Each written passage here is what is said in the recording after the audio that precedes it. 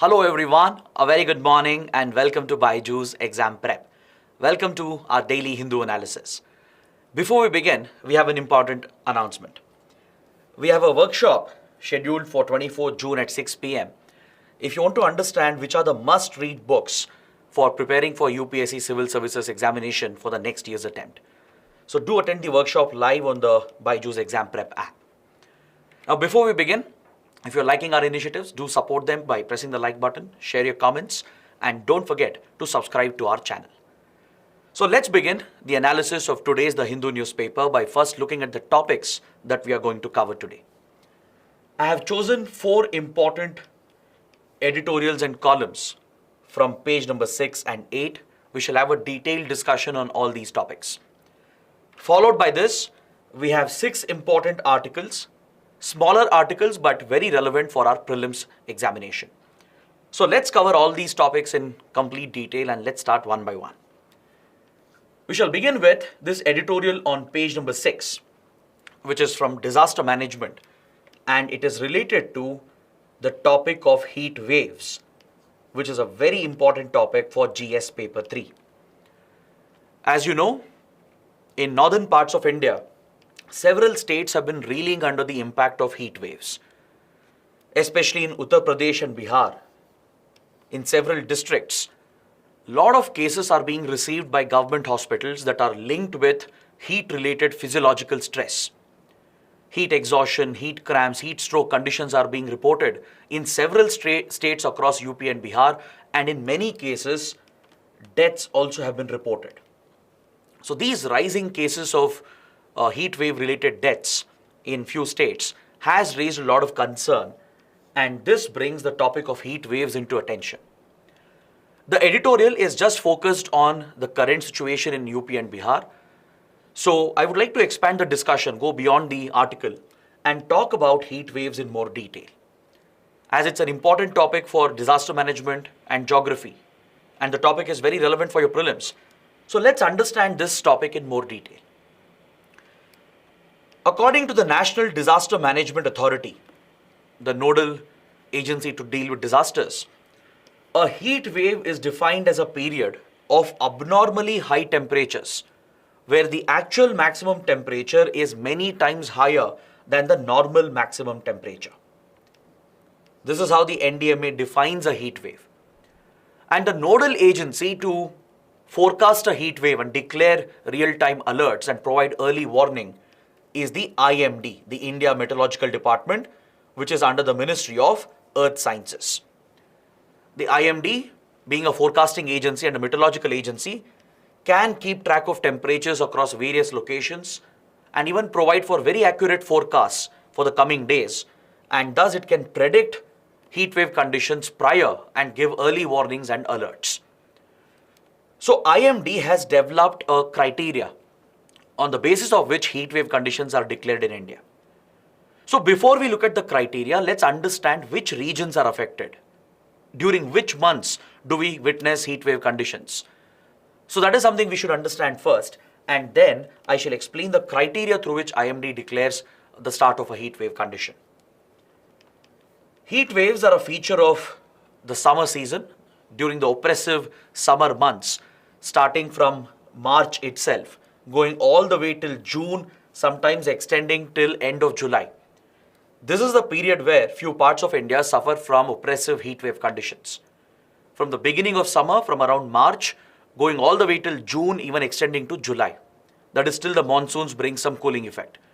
So this entire period of the summer season is when heat wave conditions are reported. It is specific to few parts of northern India, northwestern India, and south central parts of India. Now, if you look at the map that I've shared a couple of slides later, this infographic clearly helps you understand how temperatures rise across India during summer months in a particular day. If you look at the hot spots, if you focus on, let's say, northwestern India, that is parts of Rajasthan, Gujarat, Haryana, parts of Punjab, Delhi NCR region, right? You can see how the temperatures are hitting maximum peaks.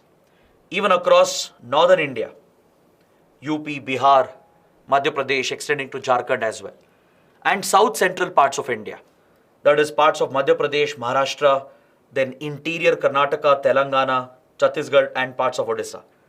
This belt as well suffers from heat wave conditions. So these are the regions which are most prone.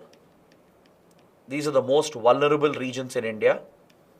Of course, it can be reported in few other parts as well, such as few parts of northeast India, but heat wave declaration is largely limited to northwestern, northern, and south central parts of India. This is where abnormally high temperatures are reported during the summer months, where the actual maximum temperature would be significantly higher than the normal maximum temperature. The problem with such heat wave conditions is that human physiological functions, bodily functions get affected. Our physiology, our human body functions at an ideal core body temperature. When these oppressive heat conditions are present, and if you're exposed to the heat constantly for a longer period of time, our body is put under severe physiological stress, which shoots up the core body temperature. So if your body cannot cool down and remove that excess heat in the right time, it will start affecting the internal functioning of various organs, and it could become fatal, resulting in death as well. So this is the reason why heat waves are treated as a disaster. It's no ordinary phenomena. It is treated as a disaster, and with climate change and global warming, these incidents are becoming more frequent. The impact is also becoming more serious. Now with El Nino conditions beginning, higher temperatures are expected for the next few years with impact on monsoons, and countries like India are likely to suffer the bigger impact of heat wave disasters. That's why the topic becomes all the more important. So now let's look at the criteria based on which heat waves are declared by the IMD. IMD has a 3-step criteria. The first point is that IMD has set a threshold. There is a minimum threshold which has to hit for a heat wave condition to be declared. And this threshold varies depending on the altitude of the place. Because altitude plays a role in the heat that you perceive in a particular given place. Altitude also could affect humidity, the humidity present in a location, and the altitude. Both factors play a role in the heat that is perceived in a given location. So accordingly, for different places, IMD has set a minimum threshold which has to be considered before declaring a heat wave. For plain areas, the minimum threshold is 40 degrees Celsius. Anything below that is never treated as a heat wave condition, even if there is a significant jump in the actual temperature compared to the normal temperatures. The minimum threshold to be hit is 40 degrees in the plains, 37 degrees for coastal areas, and 30 degrees for hilly regions. So that is point number 1, the first criteria that you have to remember. Second, these abnormally high temperatures, they have to be recorded at 2 stations on 2 consecutive days. In a given location, if a heat wave has to be declared, these abnormal temperatures where actual temperature has significantly crossed normal temperature, it has to be recorded at 2 stations in a meteorological subdivision for 2 consecutive days. This is the second criteria. And now looking at the specific jump in temperature, if the normal temperature is less than or equal to 40 degrees, let's say the normal temperature expected in a place, be it a plain area or a hill area or a coastal area, let's say the normal temperature expected is less than or equal to 40 degrees. If the actual temperature being reported is more than 5 to 6 degrees above the normal, then, and if it is recorded at 2 stations for 2 consecutive days, then IMD declares a heat wave alert. Now let's say in a place like Delhi, the normal temperature is expected, let's say, to be 39 degrees. Or let's say normal temperature is expected to be 41 degrees. If the actual temperature is 5 to 6 degrees above, let's say 47, 48 degrees are being recorded for 2 days at 2 stations, then IMD declares that a heat wave has started in Delhi. On the other hand, if the normal temperature itself is more than 40, normal expected temperature is above 40, and the departure is plus 4 or 5 degrees, and this is recorded at 2 stations for 2 consecutive days, again, heat wave conditions are declared. Is that clear? And the third and final criteria, irrespective of the normal temperature of a place, if the actual temperature crosses 45 degrees for 2 consecutive days recorded at 2 stations, even then a heat wave condition is declared.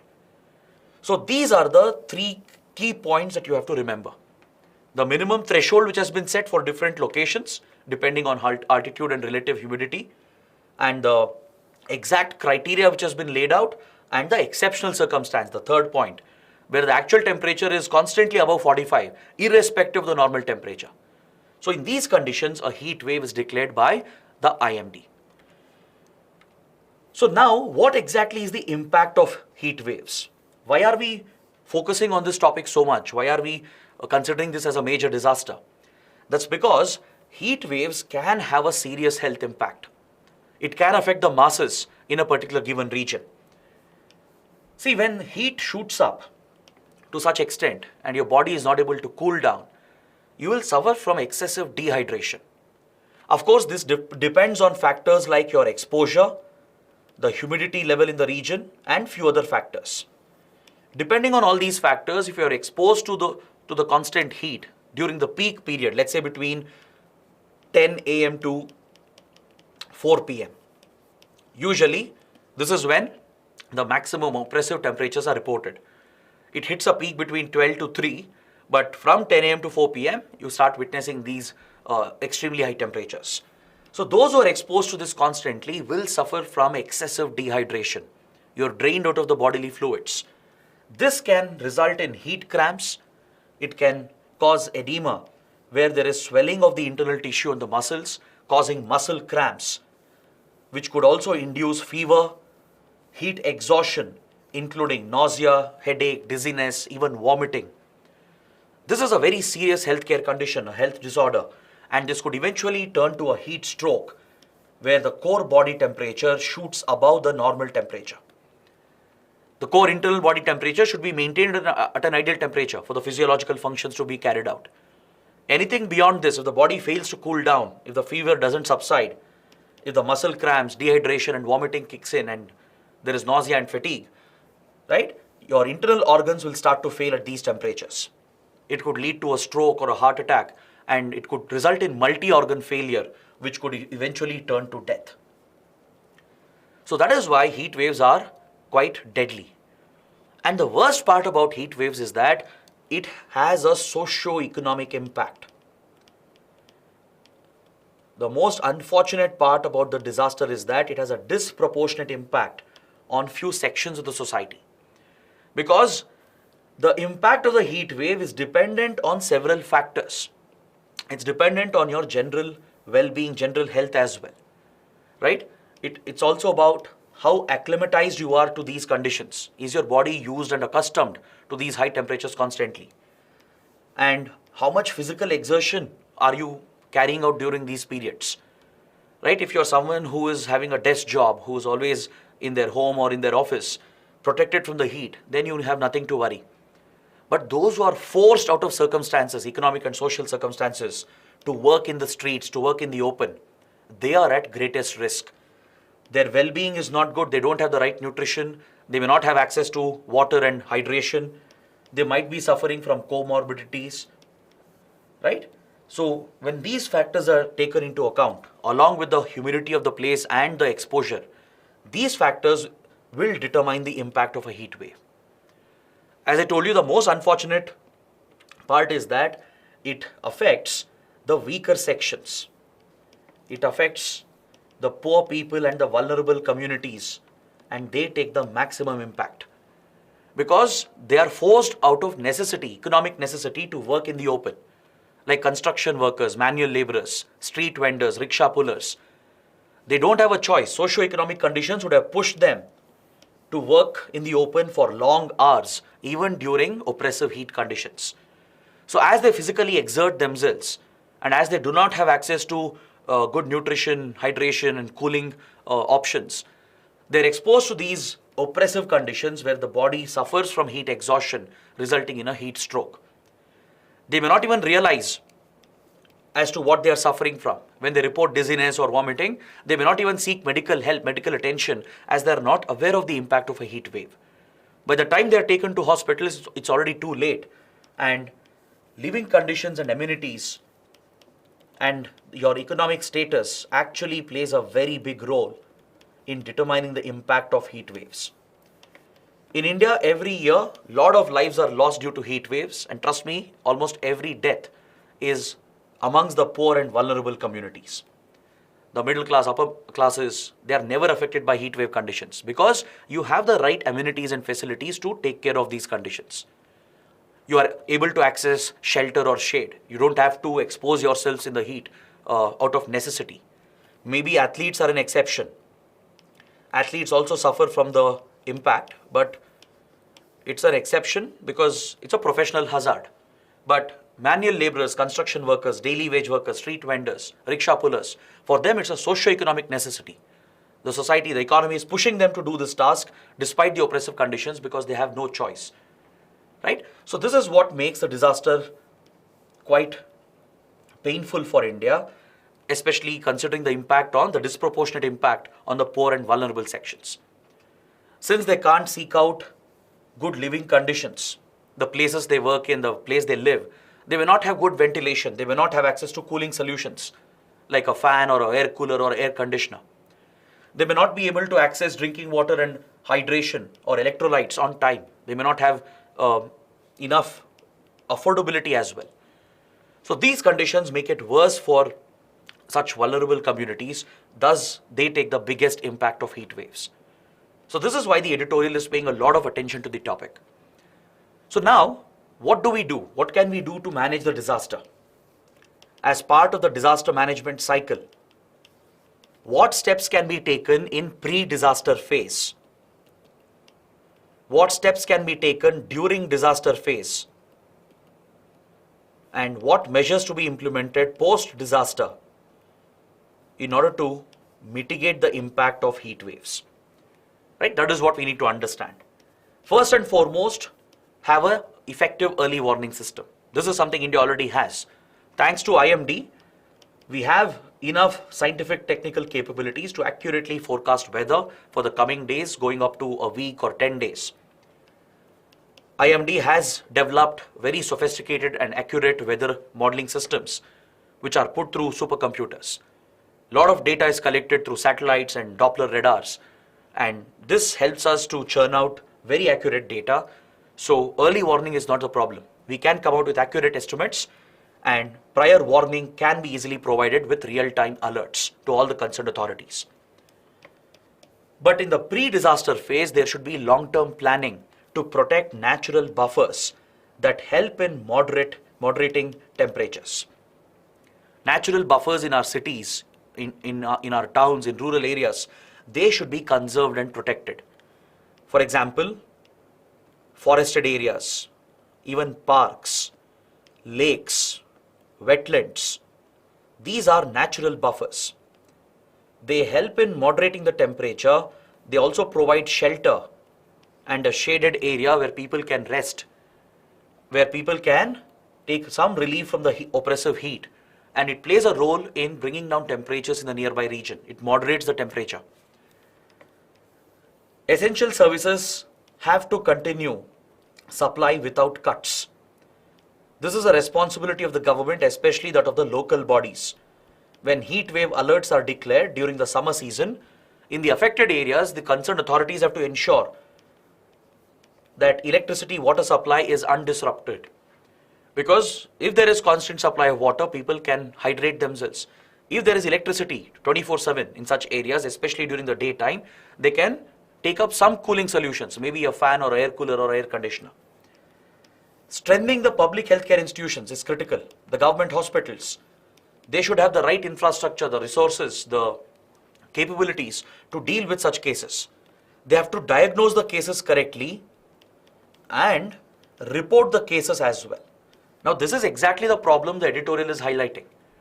In the recent cases of heat-related deaths that are happening in UP and Bihar, the government hospitals are concealing the death cause because there is some pressure from the government trying to conceal the deaths which are occurring because of heat-related physiological stress.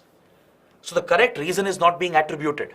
The deaths are not being attributed to heat-related stress and the harsh living conditions and the economic conditions of the people who are suffering from the impact. So if the government is trying to hide this data and trying to pass this off as a regular death, this will not help in our long-term planning. It could affect in the way the governments look at heat waves as a disaster. So our public health institutions, government hospitals have to be equipped, trained They should know how to deal with the disasters and have the capabilities and resources, and also rightly diagnose and report these conditions. This will require greater public awareness. When the alerts are given out, the public should know what measures they have to take. You have to wear loose clothing. You have to avoid working or exerting yourself in the open during peak hours. You have to keep yourself hydrated. These basic measures and steps have to be taken. Even the real estate industry, the contractors, factory owners, employers essentially, they should be mandated by the authorities to ensure that they provide cooling spaces, drinking water, and even allow the workers to take a break during the peak heat period. Maybe from 11 p.m. to 3 p.m. for 4 hours, all work can be stopped in the open so that daily wage laborers, manual construction workers are not affected. They can rest in a shaded area, they can drink water and keep themselves hydrated. So all these facilities, these amenities have to be provided as well, and the government should mandate the industry to provide these basic facilities. And other long-term measures include strengthening firefighting capabilities, because forest fires, urban and city industrial fires also increase, as we have seen recently in Delhi and other places of the country. And in the long run, of course, tackling climate change. Right? These are the various steps that need to be taken as part of disaster management. Now, coming specifically to UP and Bihar, in the current context, what's happening is that several hospitals are under-reporting these cases. If heat-related cases are coming up and if deaths are occurring, they are not being correctly reported and accounted. According to the editorial, there is pressure from the government to not account for these cases. Right? The medical certificates which are issued are identifying the wrong cause of death. And such wrong data will not help us to plan for upcoming disasters in the future. If we have to get up to the challenge and protect the vulnerable communities, we have to acknowledge the deaths and diagnose them properly and attribute the cause properly. We need to follow the standard codes according to International Statistical Classification of Diseases and Related Health Problems. And the doctors in the government hospitals have a responsibility over here. This data will help all the concerned authorities when the death certificates are issued. Right, when census data is compiled by the Registrar General, when NCRB comes out with all the death-related data and crime-related data, when NDMA takes these deaths into account, it provides us for official statistics through which we can understand the true impact of heat waves. Because it is not just the heat which is killing so many people. Please understand this. Heat alone will not kill people. You can always prevent this disaster from happening. It's only a hazard. It becomes a disaster when people are made vulnerable because of their living and economic conditions. It's because of their economic conditions and living conditions which is making them vulnerable. They're getting exposed to the hazard because they don't have a choice. Is that clear? So this is a failure of the government, a failure of the society itself, as we are pushing millions of people every day and making them vulnerable, exposing them to these hazardous conditions, which in turn is causing the death. So heat alone is not the responsible factor, it is the vulnerability, the exposure that has been created. So if we have to truly reduce the disaster risk, then we need to reduce the vulnerability and exposure. For that, you have to account for the deaths properly.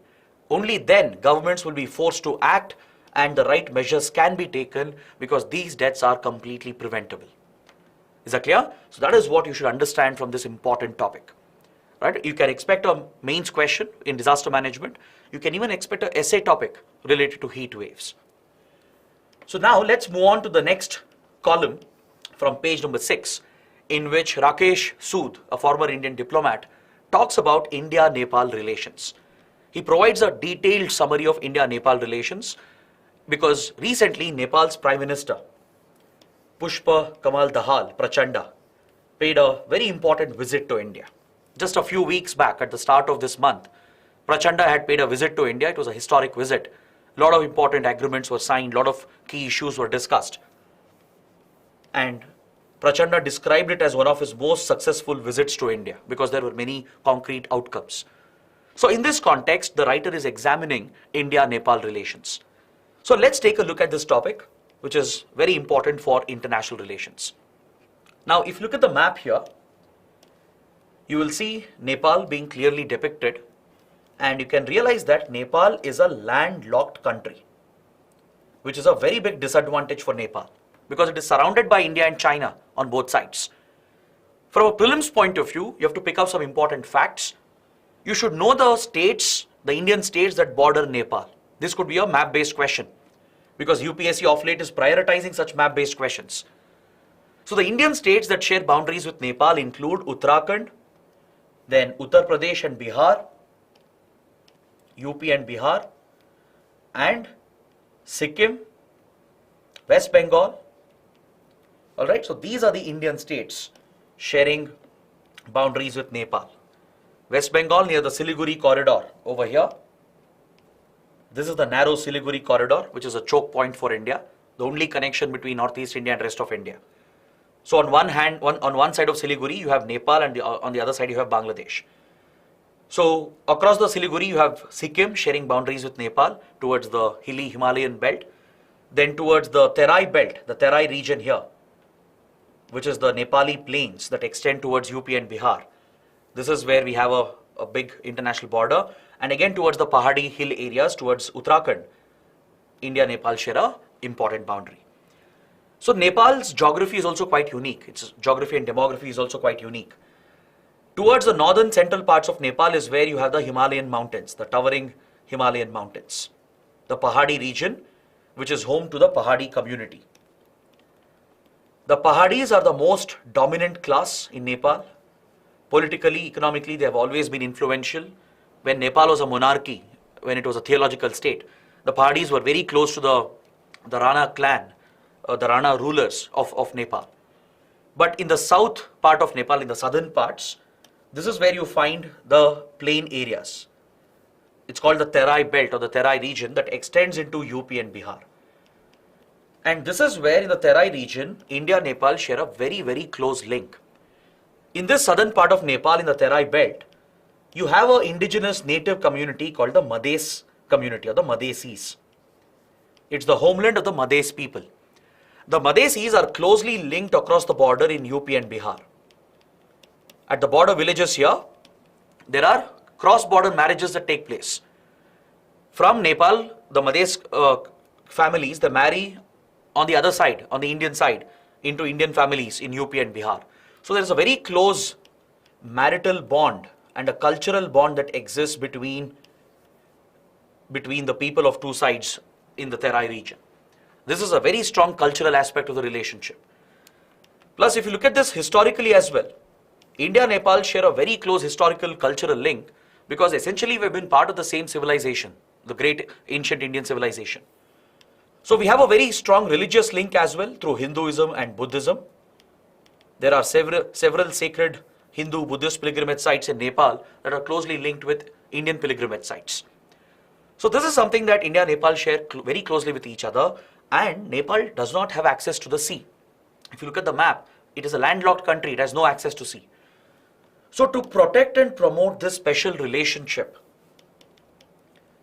the India-Nepal 1950 Treaty of Peace and Friendship was signed as Nepal was deeply concerned about China's aggression following the annexation of Tibet. When China annexed Tibet in 1950, right, this was an illegal annexation. If China could capture a large Himalayan kingdom like Tibet, then other smaller Himalayan kingdoms like Nepal, Bhutan, Sikkim, they didn't stand a chance. So all the smaller Himalayan kingdoms, they sought India's protection immediately after Tibet was annexed by China.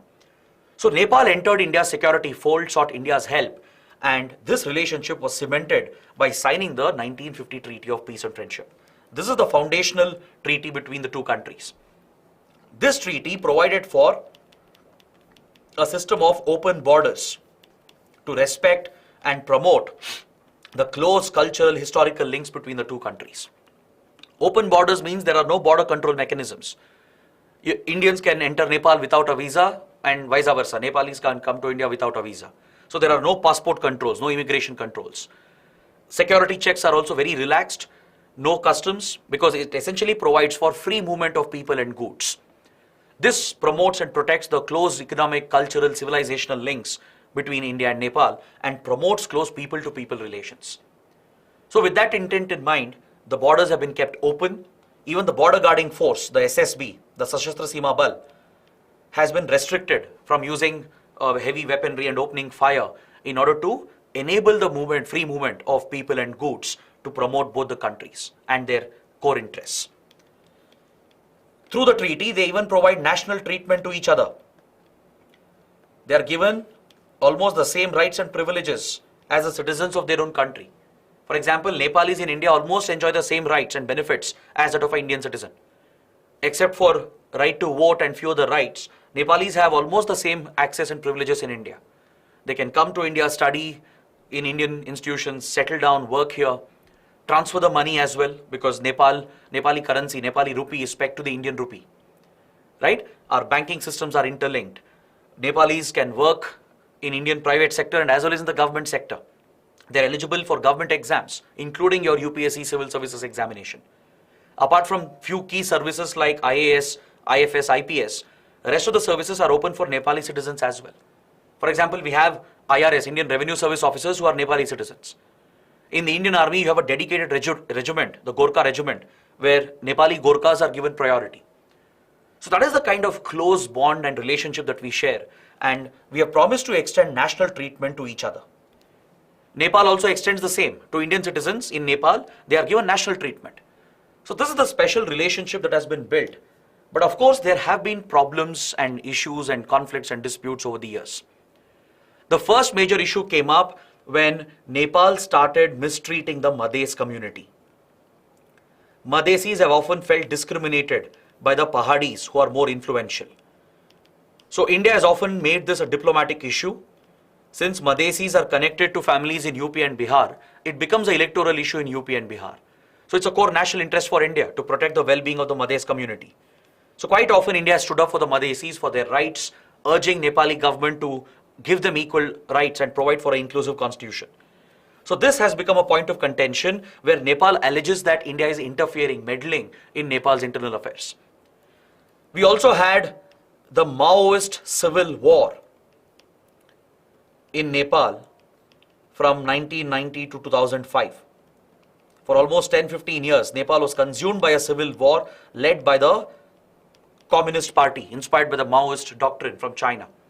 This had destabilized the country, and India did play a role in trying to stabilize Nepal, and it did help in bringing this conflict to an end by 2006. India negotiated the 12-point peace agreement between various conflicting parties. India used its influence and leverage with the Nepali Maoists and the Nepali government and the army and mediated a settlement. So this transitioned Nepal from a monarchy and a theological state. It was a monarchy and a theological state. It was the only Hindu state and a monarchy, and it transitioned into a secular democratic republic. So as Nepal made this transition in 2008, it began the process of framing and adopting a new constitution.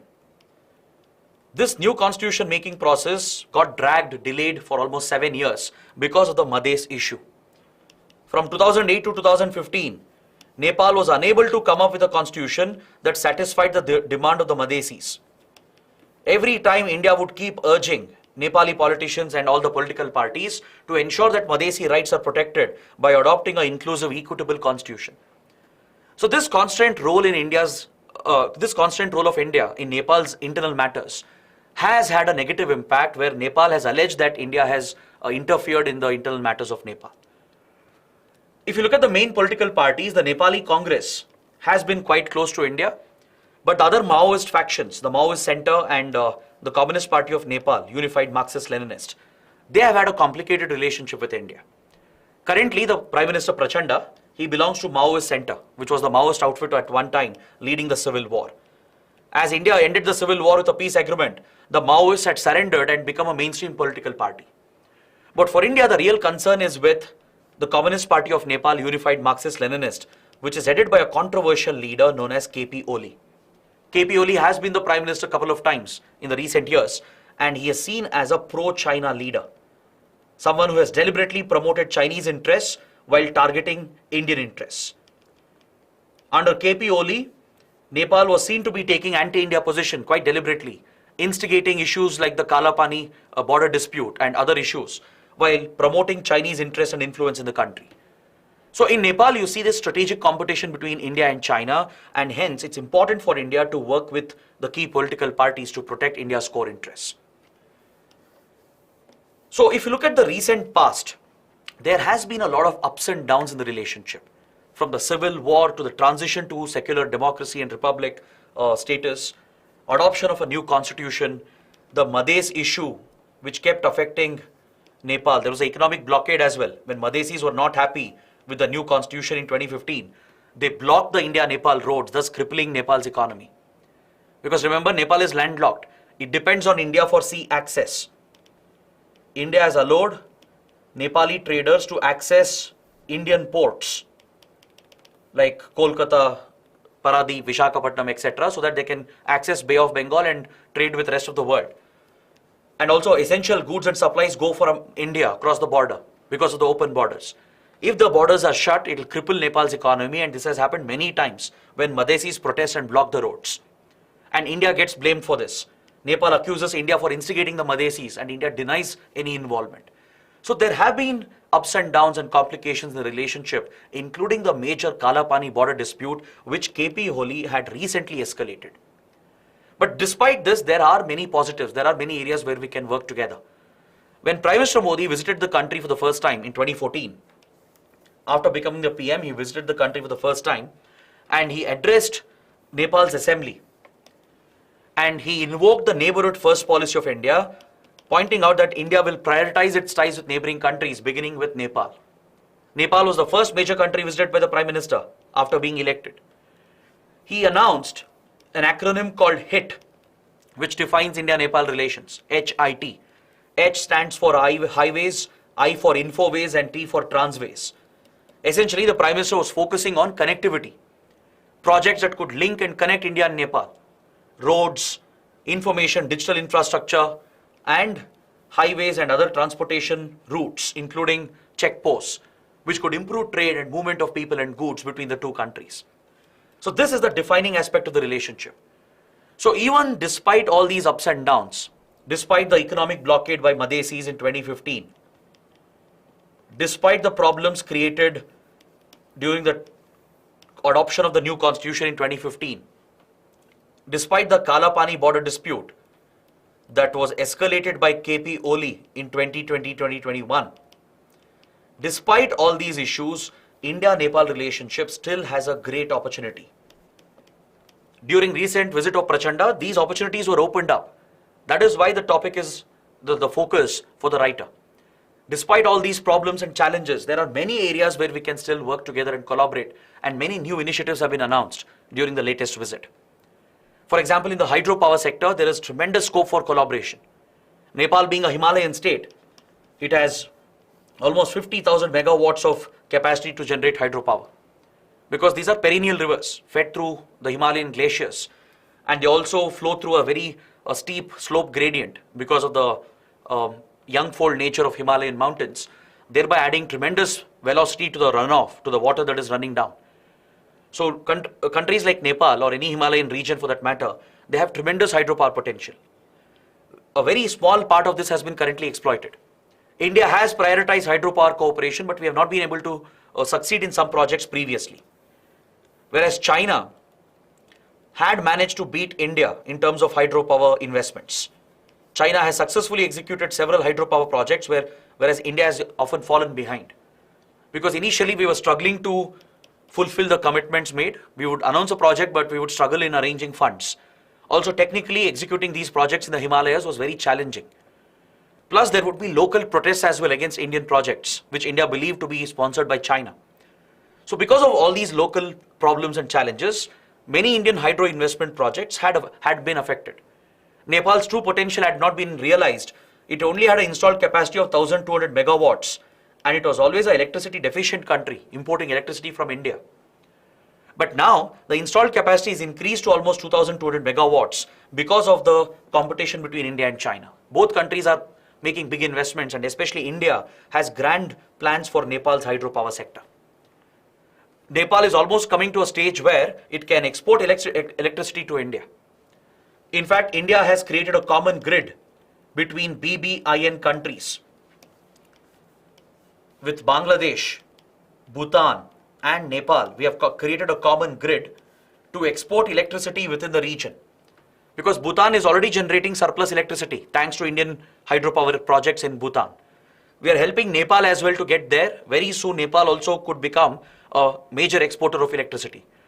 So India could create a common grid by drawing electricity from Bhutan and Nepal and exporting it to Bangladesh as well. So these are grand ambitions that India has, and many key projects are being taken up by India right now. For example, the Arun 3 project is going to be made operational very soon, which is being executed by the Satluj Jal Vidyut Nigam Limited. It was started in 2018. Very soon the project will become operational. The National Hydropower Corporation of India has taken up many big projects, standing at a capacity of around 1,200 megawatts. Then you have a mega project, the Pancheshwar multi-purpose project on the Kali River in the Kalapani region, which is disputed. In the Kalapani region, a mega project has been proposed. This is yet to take off. It will be a multi-purpose project, a joint project between the two countries, which will not only generate hydroelectricity, but will also provide water for irrigation and drinking purposes. So many such big initiatives have been planned. So there is every possibility that the relations will be taken forward once the projects are completed and executed. We have also taken up a high voltage transmission line connecting Butwal in Nepal with Gorakhpur on the Indian side, and India has given a line of credit of 679 million for this project. The transmission line will help in trading electricity between India and Nepal according to the power trading agreement that we have. Apart from that, we are focusing on many other connectivity projects as promoted by Prime Minister Modi under the HIT acronym of the Neighbourhood First policy. India has recently inaugurated an integrated check post that facilitates faster movement of goods at Nepal Gunj, connecting with Rupai Diha. A ICP has been inaugurated. We have such ICPs with Bangladesh and Pakistan. It provides for all the facilities in one single terminal so that people and goods can quickly move around between the land ports. These are land port facilities essentially, promoting the movement of people and goods. So 2 more ICPs are coming up at these places. The agreements have been signed. So very soon we will have 3 ICPs, 3 integrated checkposts between India and Nepal. It will improve the movement of goods and people. We are extending a key railway line along with a petroleum line that India has built. This will improve railway connectivity. It will improve energy connectivity as well. And a new pipeline has been proposed between Japa and Siliguri. So these are some key connectivity and energy projects that are being taken up, which is further driving India and Nepal together. So that's what the writer is talking about. Despite all the ups and downs, despite all the problems, challenges, there are so many opportunities, and we do see a transformation taking place. The writer is suggesting that we should avoid the irritants, the key issues that are there. One issue is the Agnipath scheme for recruitment into the Indian Armed Forces, which has become controversial in India itself.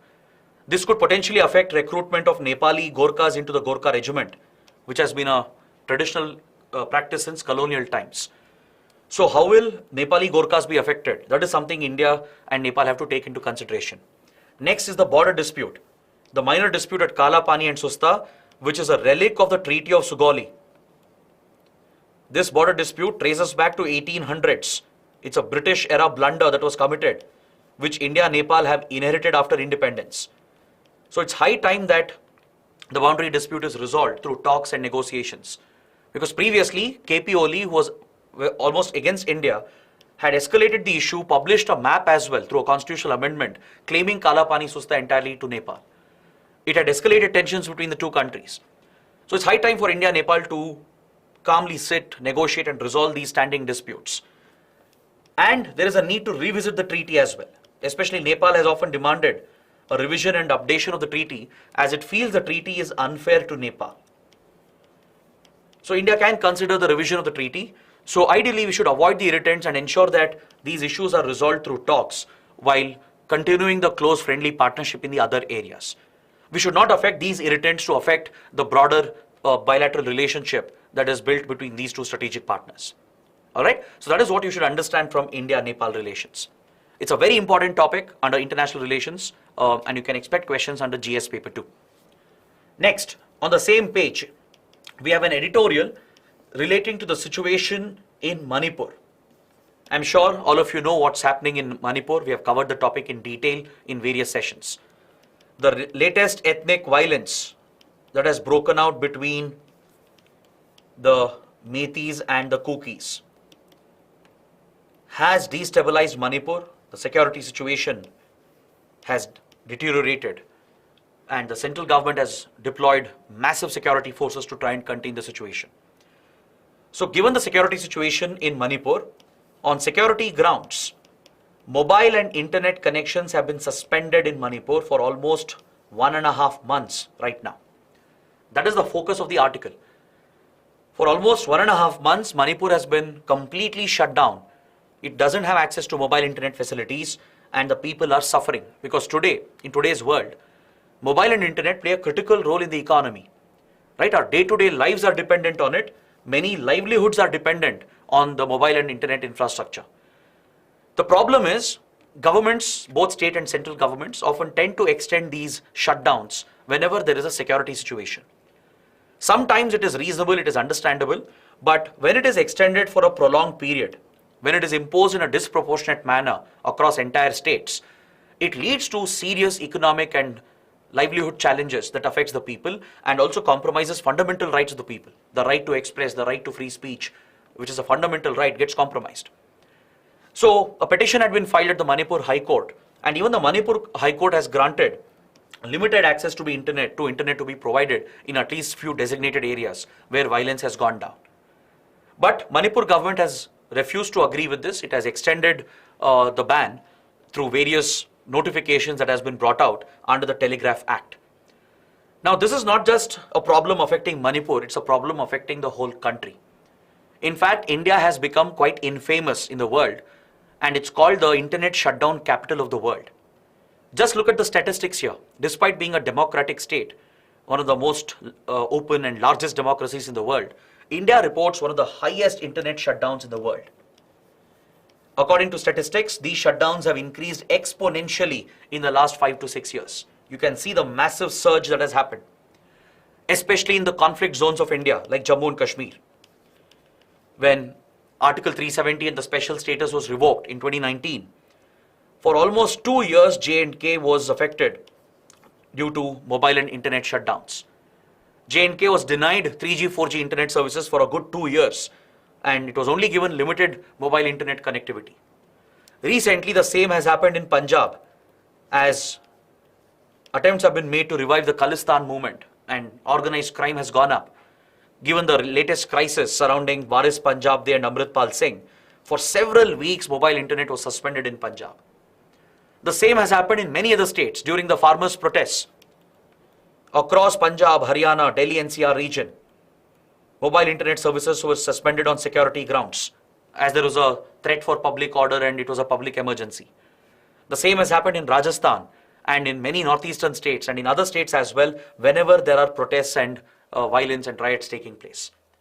Sometimes, yes, it is a necessity to suspend mobile internet, but this should be proportionate. If this is done indiscriminately across entire states for an indefinite period, for weeks and months together, this has a huge impact on the economy and fundamental rights of the citizens. That is exactly what the editorial is talking about. Just look at the number of shutdowns that has happened in the world and how many of them have happened in India. Majority of the global mobile internet shutdowns are happening in India. And that is a concern because India is a democracy, not an authoritarian state. So such shutdowns have become quite common. And the point of the editorial is that it does have a crippling impact on the economy. It affects livelihoods. Millions of people, their lives are dependent on it. Their day-to-day earnings are dependent on it. Especially the weaker sections will bear the disproportionate impact. The government imposes the shutdown by saying that there is a threat to public order, public safety, declares a public emergency as per Section 5, Clause 2 of the Telegraph Act and Telegraph Rules. This is the legal backing the government has, the state and the central government have, to shut down mobile and internet. even though it's legally valid, yes, in such situations where there is a threat to law and order and public safety, it is a public emergency situation as identified under Section 5, Clause 2. So authorities have the legal power to suspend the connections. But however, this power cannot be indiscriminate. It can't be indefinite. The Supreme Court has made this very clear in the Anuradha Basin case of 2020. The Supreme Court said that indefinite suspension of internet services is against the freedom of speech, which is guaranteed as a fundamental right under Article 19. It affects your right to work, which is also a fundamental right under Article 19. Is that clear? Right to free speech and expression, right to press gets compromised. Right to commercial work gets compromised, which are guaranteed fundamental rights, and has a devastating economic impact on the weaker, vulnerable sections. So that is why in the Anuradha Basin case, the Supreme Court had made it very clear that if mobile internet services are suspended on security grounds, it has to be proportionate to the threat. The principle of proportionality has to be followed. It should not be extended for an indefinite duration. These shutdowns cannot extend for weeks and months. It should be for few days or maybe a week or two, depending on the security situation. And it can't be imposed across entire states or entire districts. Wherever the security situation is volatile, only there the regions have to be identified and the mobile internet can be shut down. That is what the Supreme Court has observed in the Anuradha Basin case.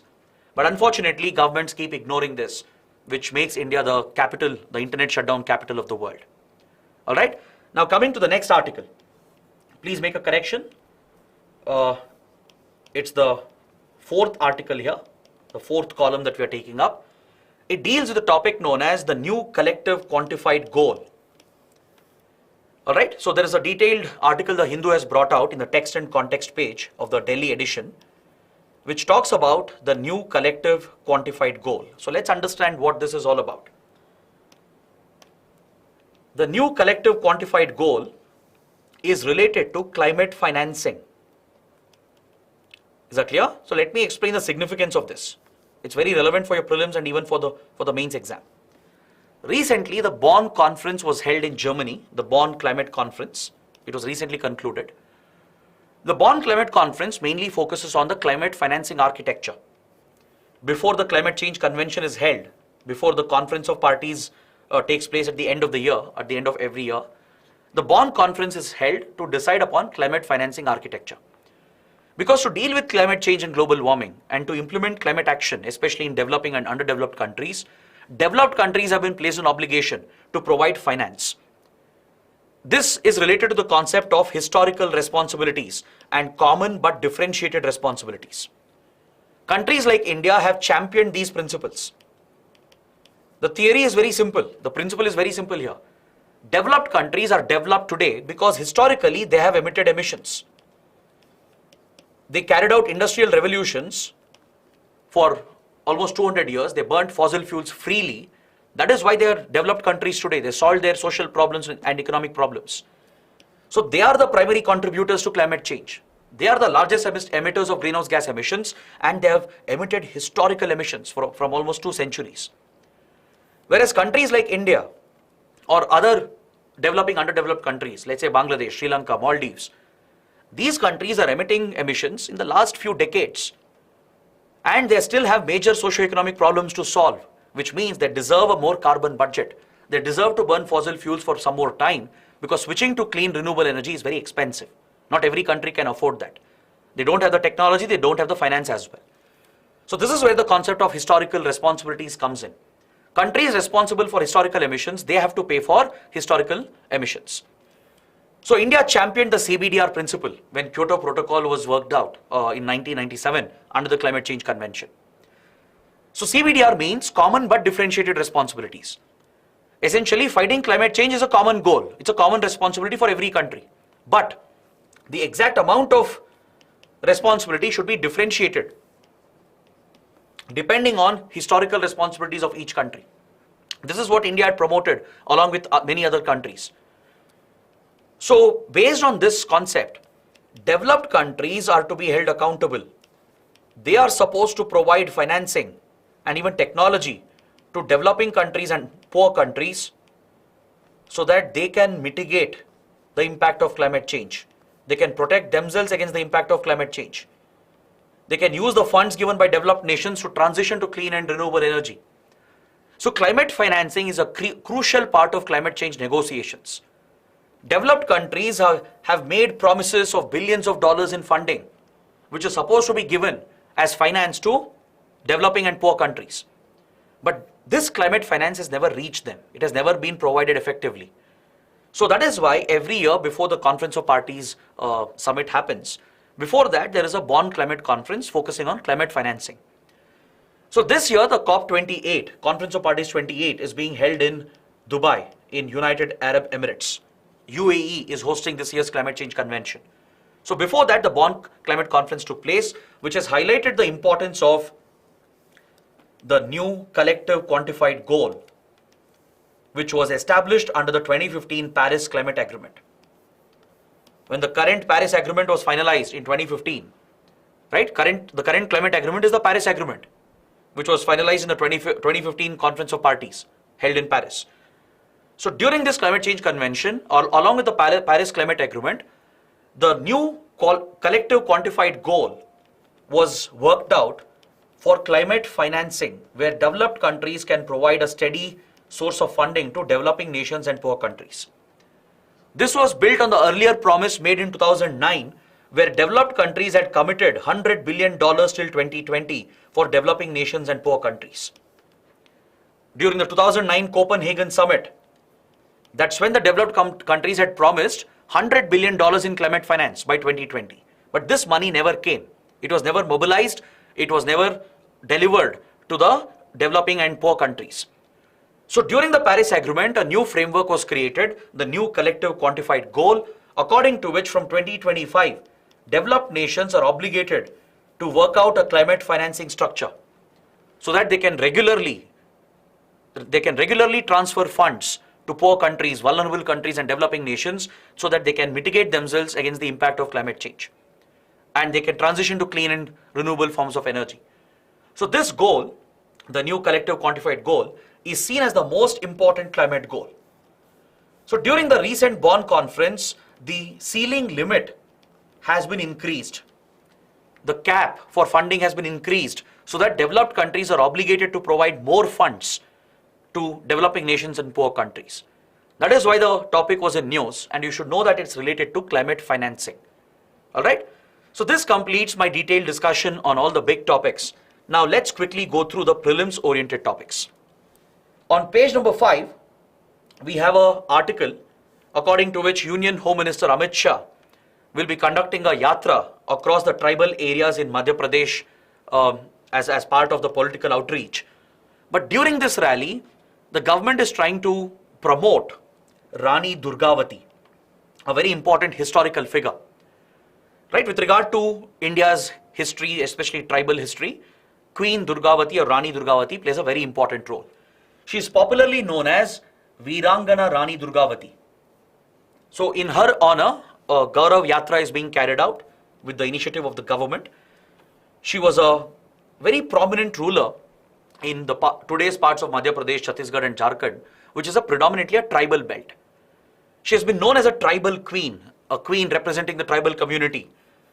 She was married to Dalpat Shah, the king of the Garha kingdom in the Gondwana region.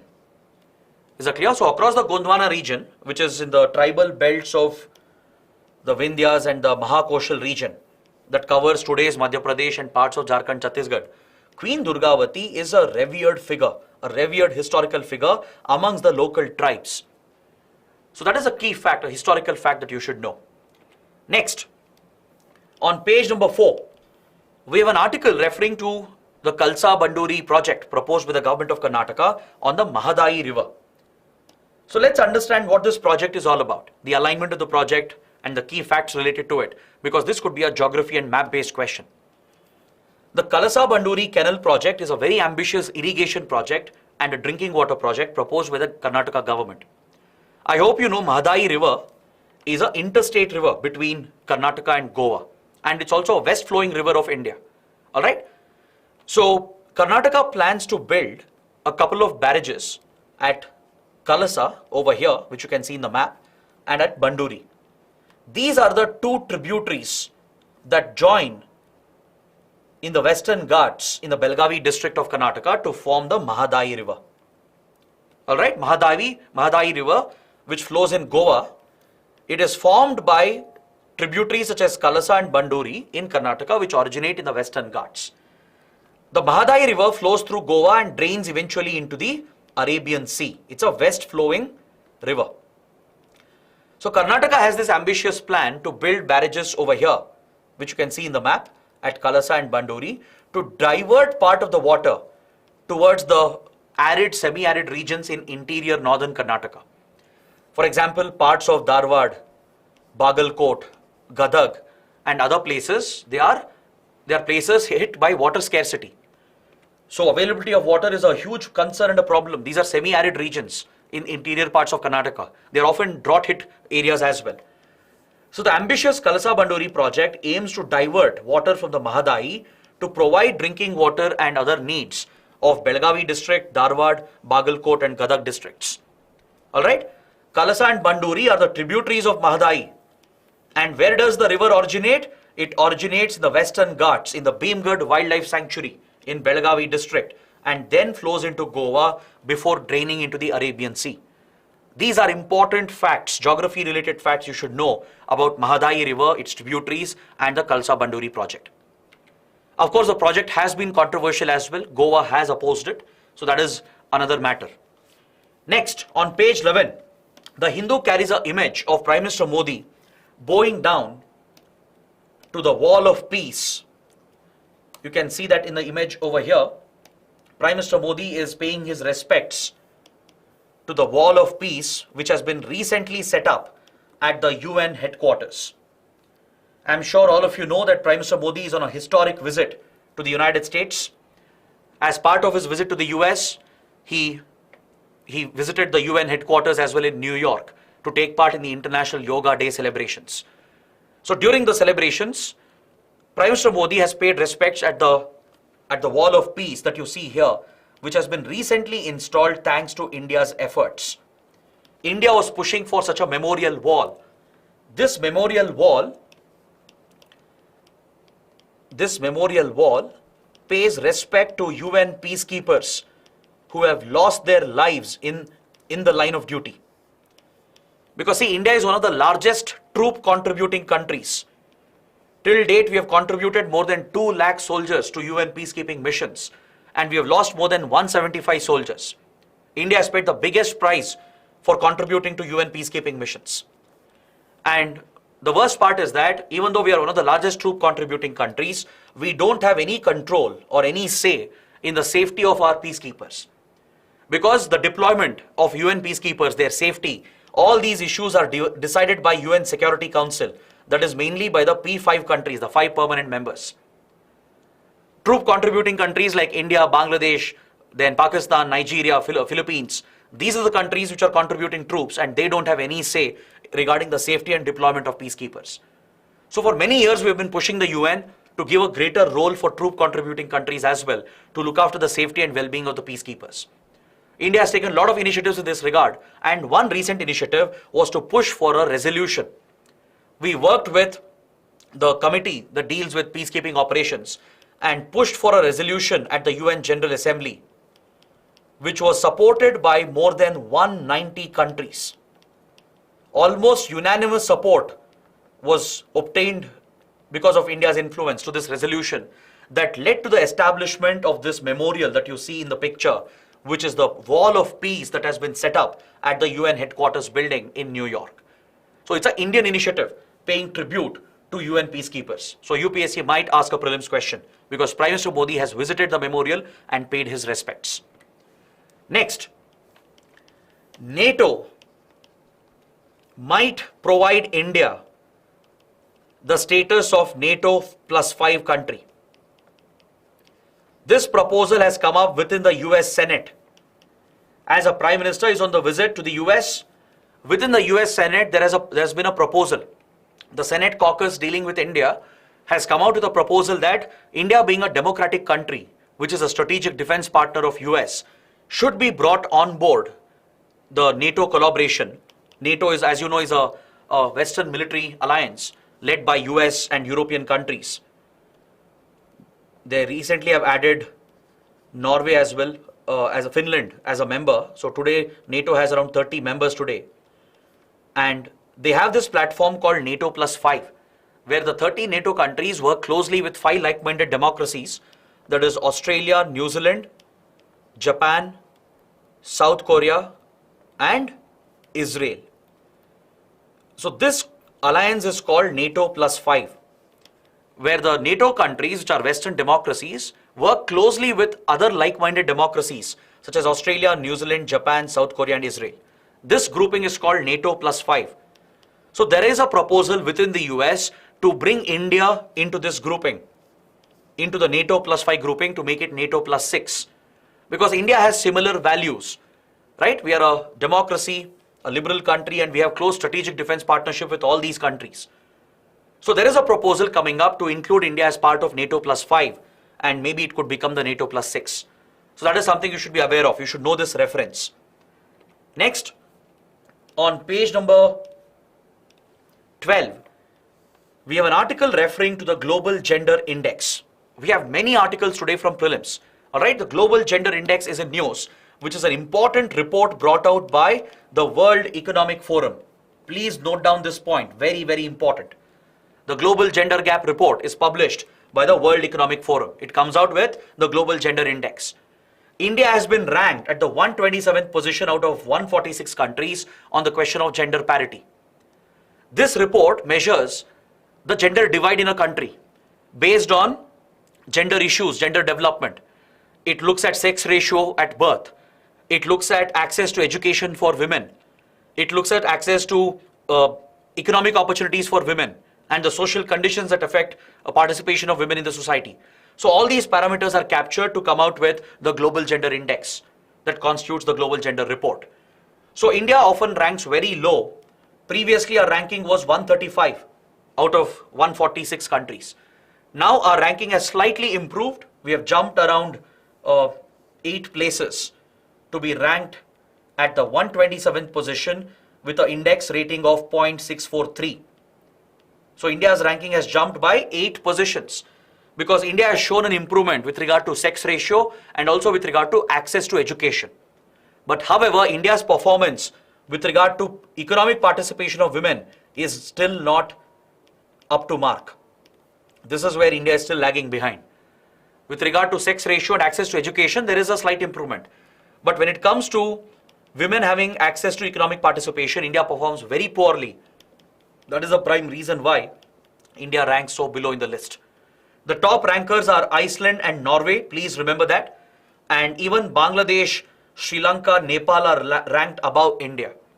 Now this is where India disputes these global indices and reports. India has often criticized such global reports, saying that the methodology itself is wrong or these institutions are biased against India. So that is the stand the current government has taken against these indices and reports.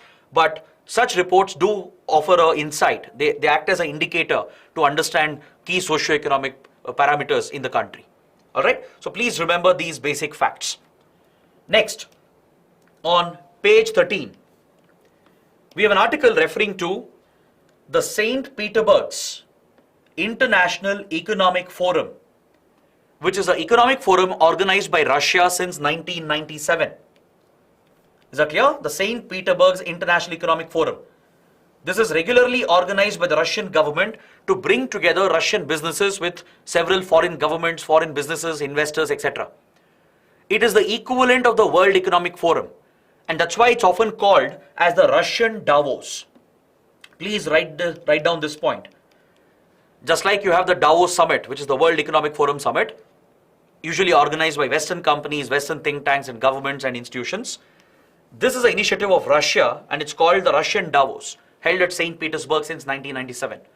Many countries, many investors participate in this key forum. And during the latest discussions, Russia and Iran have shown more interest to revive the INSTC project in which India is also involved. They have shown some interest during the latest economic forum, that meeting that took place at St. Petersburg, to try and revive a key connectivity project involving Russia, Iran, India and few other countries. It's called INSTC project, International North-South Transport Corridor. This project was actually proposed in 1990s. The idea was to create a shorter route connecting India with Russia. Instead of the long route that passes through Arabian Sea and Bab al-Mandeb Strait and Red Sea and Suez Canal and Mediterranean, then across Atlantic and Europe and then reaches Russia, which is a very long route, a shorter route had been proposed. That is via Iran. The idea was to connect India with Iranian ports like Bandar Abbas and Chabahar port, which India has built, and further connect with the Caspian Sea, where countries like Azerbaijan and Russia have developed inland navigation. So goods can be transported from India to Iranian ports, and via Iran road rail network it can be brought to Caspian Sea, where through inland navigation goods can be taken to Azerbaijan and Russia. Many other countries including Turkey have shown a lot of interest in the project, and the most important point about the project is that it can be easily extended to connect with other countries as well. It can be extended to reach out to other countries here in the Eurasia region. It can be extended to reach out to Central Asian countries as well, as Caspian Sea borders few Central Asian countries like Kazakhstan. So it could improve connectivity between India, Iran, all these Central Asian, Eurasian countries, and more importantly with Russia, and create a shorter route that bypasses the Suez Canal and Bab al-Mandeb Strait. These are choke points and a longer route. So instead of the traditional longer route, it's suggested that a shorter route should be created, which is the ambitious INSTC project. But the project has suffered. It hasn't really taken off because of Iran's nuclear program, Western sanctions on Iran, Western sanctions on Russia, mainly because of Russia-Ukraine hostilities. Also, India-Iran relations had been affected. Due to all these reasons, the INSTC project has not really taken off. But now during the St. Petersburg's Economic Forum, which was organized, Russia, Iran have shown some interest to try and revive the INSTC project. So this has implications for India, and hence you should know about the initiative. So this brings my detailed discussion to an end. We have covered 10 important articles, and I'm giving you 2 mains practice questions based on the topics we have covered. So take up the questions seriously, write your answers, post them in the answer writing portal, for which link has been provided in the description box below. Don't forget, as soon as the session ends, we'll have a quiz on the Telegram channel based on all these topics. So do head to our Telegram channel. The link again is in the description. I hope you guys like the initiative. Press the like button if you did. Share your comments, share it with other aspirants, and don't forget to subscribe to our channel. I'll see you tomorrow. Thanks for watching. Have a good day.